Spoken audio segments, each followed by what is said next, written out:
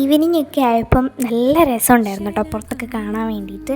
അപ്പം അമ്മ പറഞ്ഞു നമുക്ക് കുറച്ച് ഐറ്റംസൊക്കെ വാങ്ങാനുണ്ട്, അപ്പം നീ വേഗം പോയിട്ട് ഫ്രഷ് ആയിട്ട് വാന്ന് പറഞ്ഞു.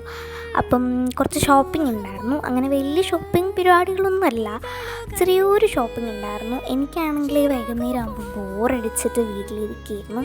ക്ലാസ് ഒന്നും ഇല്ലാഞ്ഞുകൊണ്ട് നല്ല ബോറടിയായിരുന്നു. അപ്പം അമ്മ പെട്ടെന്ന് വിളിച്ചപ്പം പോകാമെന്ന് വിചാരിച്ചു.